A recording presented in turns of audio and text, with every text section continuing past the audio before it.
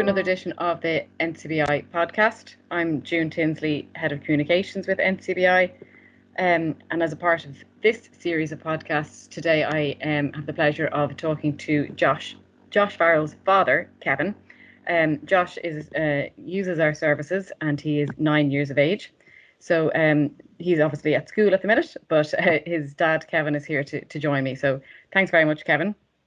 No bother, thanks for having me. Great. Well, I suppose if you could just tell our listeners just a little bit of background on Josh and when you noticed that Josh had an issue with his vision. Okay, just before he came into the world, actually, my wife got this feeling, a mother's instinct. She said she got a feeling there's something different. And then the second he came into the world, she said, has he got albinism? And I was like, Jesus, I get that colour hair. I think he's grand. But then she needed to know before we left the hospital when she had him initially. So when he was 4 days old in the hospital just before we left, Dr. Brosnan from Crumlin, he came up from Crumlin Hospital and he brought him into the room to do the diagnosis, and he came out and said, yeah, Josh has albinism.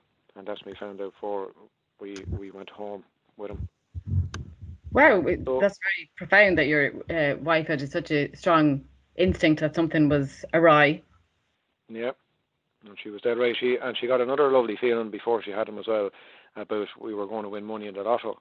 And I was like, no, I'm not wasting money on a quick pick. Like, Jesus, let's go. And we were, I remember so well, we were in Blessing at the Dunn stores, and it was in the middle of being out of it and in the shop. And she goes, no, I'm telling you. And I was like, all right, come on. So I said to you, give us the winning numbers there, a quick pick there. She goes, grand. So we drove home. Christine fell asleep the next morning, and I just went into the local petrol station and I just scanned the ticket, and these long numbers come up, and I was like, what the hell is this? And I said, sorry, what is this here? And I said, oh, you won €2,004. I was like, oh, yes. Oh my God. Fair play to her. She's obviously a bit of a psychic. She's something going on there anyway. Well, congratulations on that. Bit of cash certainly helped you out, I'm sure. Oh, it did, yeah. Yeah, exactly. So, I mean, I'm sure getting that diagnosis when he was only 4 days old was overwhelming, to say the least. It was, yeah. It's not a condition that's widespread, if you know what I mean. I'm not using the right word there, but like there'd be other disabilities, if you like, that would be more commonly known to everybody, but this wasn't. So, God love, my wife was looking up the internet and everything, and all the wrong information, that wouldn't make you feel good was coming up. So, and then you'd have the worries then of when he gets older. And then she went through it all, like when he was literally born, for the first few weeks and months, like of all the worrying what could happen to him and the bullying and all this sort of crack. And unfortunately, that was an aspect that did happen to him. Then he was actually only in junior infants, and he was severely bullied. Like, he was getting muck shoved down his pants, and he was pulled onto the ground and kicked and everything, and told he was blind and dumb. And that went on for 2 weeks, and eventually we got it all sorted. And I always I went through stuff years ago myself, so I always try and look at stuff like when there's a problem, there's a solution. So I just asked him. He'd be a very placid child. He wouldn't be into, anything like too adventurous or anything like that, and he'd be really relaxed. And I said, would you like to learn how to do karate after what you went through? And he said, I don't want to hit anybody though, do I have to do that? And I said, no, I said, you can learn all the moves. So he's gone on to do karate, and he's on the blue stripe belt now, and he's been in 6 competitions doing all his moves, and he's won 6 medals. I think he's won 3 gold and 2 silver and 1 bronze, something like that. Fair play to him. So he's a great kid, I have to say. So I know everybody would say it, and everybody that says it about the kids means it. Like myself, I'm so proud of him, and so is Christine and his brother and sister. Yeah, and rightly so. He's an inspiration, to be honest with you. And tell us, in terms of those kind of early days, was there much support to help you as parents kind of navigate through what albinism meant for Josh, or much about the condition or supports that are available to you? Well, we didn't know where to go, and I can't remember now. I'm nearly sure Christine found the NCBI online. I think that's where she found it, or maybe a friend told her or something. But we rang the NCBI when he was 4 months old, and then Jean McKiernan, they called out, and I think because of her personality and everything, like, made us feel really relaxed, and she knew what she was talking about as well. And like, I remember so well, he was sitting in the bouncing chair, the things to sit in, and they're strapped into, and it just bounces up and down. Bouncer, yeah. And he was there bouncing away. She goes, "Look at him there. Sure, he's bouncing away. There won't be a bother on him." And I remember then taking him out before she left and holding him and looking at him, and I was a bit emotional myself, going, I don't, but you see the way, like, he's looking here. I don't even know if he can see me now, or if he's following me, because he wasn't actually fixing on following at that age.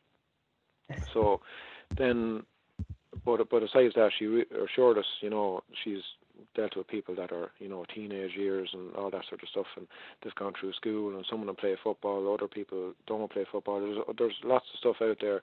There's loads of technology available, so it wouldn't be worrying you. There's no worries, and we're here to support you all the way, and you have been. Like, he's 9 now, and then going back to the fixing and following thing, that was a thing. Then, you're coming up to the tests with the public health nurse and all that sort of stuff, and then you're saying, "Oh, just how do we get this going?" So I remember I looked up something saying black and white stripes is a way to go. So I remember Christine had like a zebra-shaped purse, so I just grabbed that and put him sitting up in the corner of the couch, and I did it, and he immediately fixed and followed, and I was like, "Oh, maybe this is just a coincidence." And I did it a few times, and I said, "Oh my God, I can't believe he's doing it." So then I got Christine a shoulder, and the two of us were emotional. We were just so happy, like.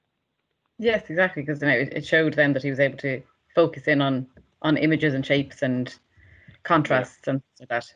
Yeah, and especially it's very hard when the children as young as that are, of course, pre-verbal, so they can't tell you what they see. Yeah, that made it hard as well. And then we noticed as he was growing up around the area here, he had an awful, he had a couple of awful falls where, like, he still has like scars and just underneath his kneecaps that will be there for life because the cuts were so deep. Right. And one time he was playing in another area and he fell and hit his head off a concrete beam, and there was a big lump coming out of his head and everything. Because you see, he wouldn't be able to see as well as us, like, and I'm nearly sure his vision is I think it's 5% or less in one eye, and I think it's 10% or 8% in the other eye. It's something like that. And obviously with the albinism, he has the nystagmus. So, yes. Like, I'd be looking at him watching the TV and trying to do his homework and everything, and the head constantly moving side to side, and I'd be like, "Well, fair play to you, like, you're doing amazing." And like, the NCBI have been there as well to help us through school with him, like, and then bring him up to the centre as well to do assessments on him, see what he needs and what works best for him, and they're very good. Like, I think it's Mary Bourne was one of them, and then her name is there, but I just can't say it. I think she just worked up in Dundalk as well. Them two ladies were excellent. We spent maybe it could be 4 hours in the centre, but like took breaks, for Josh's eyes. Yes. They were able to help us what he needs for school, like to get him through school, and we're waiting on another piece now to come to really help him. And we'd be lost without the support of the NCBI, to be honest with you. It's just great to know you can pick up the phone and ring them, and they're always so reassuring, like. Which is great. And obviously, in terms of school, what kind of aids does Josh use on a daily basis? Well, at the moment he's waiting for it to come into school. It hasn't arrived yet. I forget what you call it. It's some sort of computer that he can put his books underneath to take a photograph, and then when his eyes are tired, because he went through a thing there where his eyes got really sore and burny and watering, and then he had involuntary twitching going on in his eye and the top side of the right side of his mouth because of all the overuse of his eye. So yes. We've been waiting now a long time to get this going, but eventually it's on its way anyway. Should be here in the next few weeks. A computer where you put the book underneath it, or else take a photograph of what the teacher writes on the board, and then when his eyes are sore or tired, he can press audio or something like that, and it'll read it to him, so he won't miss out, and he can do his homework on it as well. So, but for now, what's happening is based on his assessment with Mary, he gets everything put on yellow matte paper, and font size is 48, and then that way he can read it himself, like the way we can read, and as quick as we can read.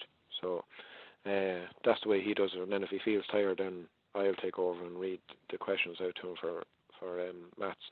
But then another actual thing that we noticed was if he that actually Mary picked up in that assessment was he wouldn't be able for long periods of reading. So what to do is in the school when they're doing reading, like they'll take a bit of turns reading, he'll do it in the school, but for homework where the other kids are doing 15 minutes reading, it was a cider from last year, what he'll do is he uses word lists, say a Dolce list, I think to go up to, I don't know, 14 or 17 or something like that, but he looks over all these lists and he says the words, and he just, it's just to keep the words in his head, so when he is reading, that he sees the words and he's recognizing when he can read it then, because if he was reading, he just gets sore and eyes and tired, you know. It'd be too much of a strain. Yeah, that's understandable. Yeah. And tell me, Kevin, in terms of during the lockdown with the school closed and stuff, they weren't, school, of course, weren't able to provide the facility of having everything on the yellow paper at 48 font. So how did you as a family cope with school homeschooling? Not only Josh, but your other children too. That's a challenge. Yeah. Oh, that was great crack, so it was. We all I'm a teacher myself. count to 10. 1, 2, money messing. Yeah, no, what happened there was, you see, the school, his last teacher, she was very good as well, and all the people that are involved on the S&A team as well, that he just get help from as well. They had stuff in place, and if they didn't, then they either posted out or popped in the post box. They were very, very good now, I have to say. Like the school has been very supportive from day one, like. So we did have like the word lists, and any ones that he ran out of, then as the weeks went on, then they popped up more or sent him in the post. So when he was doing his maths, like I'd read out the questions to him. Yeah. And then like he was able to do the drawing, like, you know, any drawings of pictures. He loves drawing anyway. And then he's very artistic. He loves drawing, and himself and his brother, they got me to help them do. They come up with characters. I remember Josh did a thing with RTE there with the NCBI one time, and they were asking him what's he love doing and what's he going to do and all this, and he said he wants to make a movie, and it's going to be called The Blue Knight. So he wanted to put together a comic. Now I did the drawings for him, and then I don't know how I figured it out, but I figured out how to make them really small and go to Google Images and get backgrounds and plop them all into it and then put text in it. So I put together a little Facebook page just called, his brother's name is Dylan, and he's Joshua DJ Comics, and I just put together half the comic. Now there's loads of work on it, so I didn't get near any more of it. So we did that during the lockdown as well. And Josh and Dylan put together the whole story, all of it, word for word. And I have to say, he's a great imagination. I love it. Long may it last, in fairness. And I presume Josh is happy to be back at school now?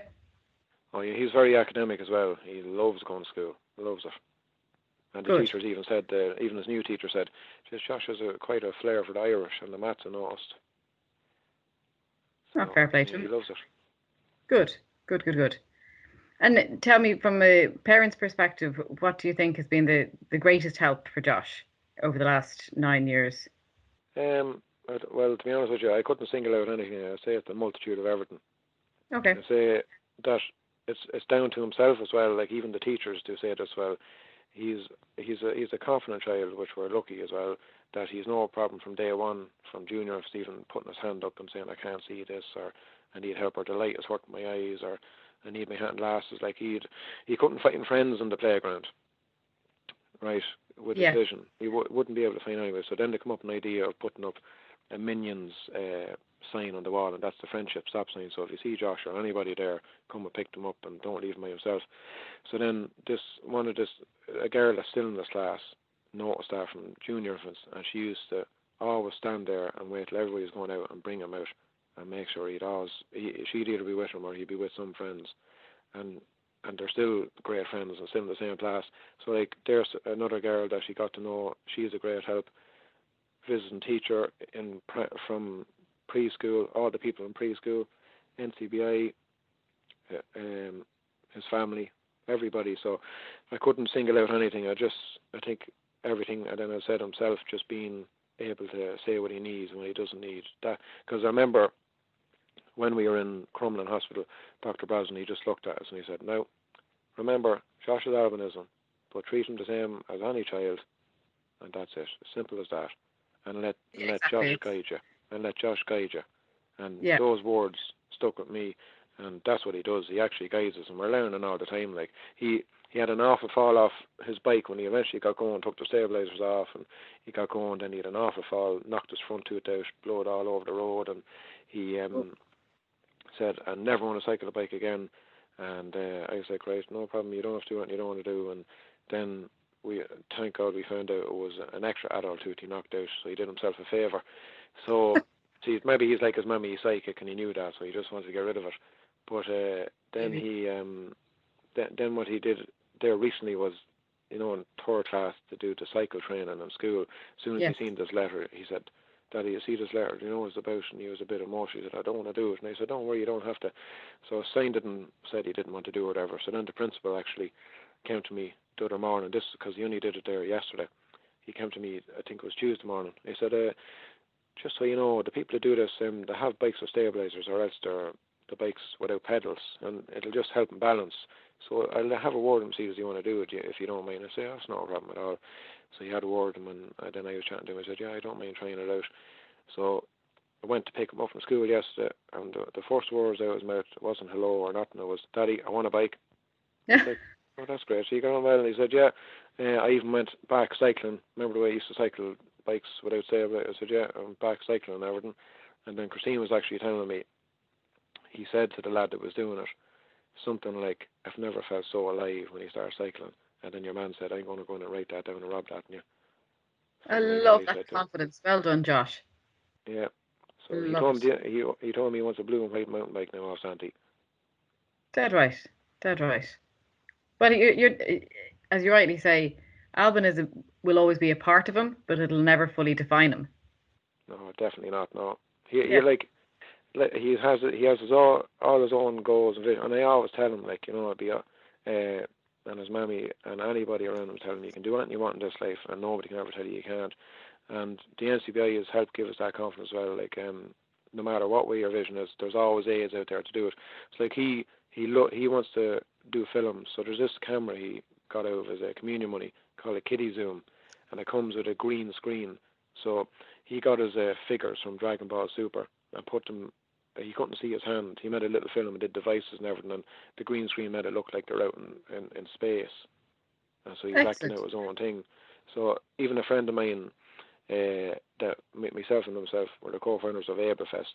I don't know if you ever heard of that. We do. It's a music and arts festival for people with disabilities. So he's actually a videographer himself, Shay, and he said, wouldn't that be amazing though for like Josh to like he follow his dream and be able to do what he wants to do, and even with his visual impairment, to be able to show people that you can do it no matter what, you know. Very much so. Very much so. And in terms of the Ablefest, obviously COVID affected that this year. Oh yeah. But I hope it'll be back next year, big and strong.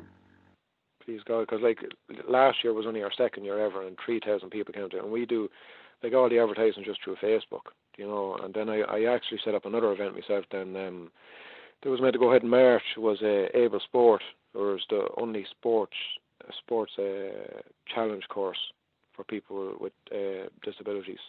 Right.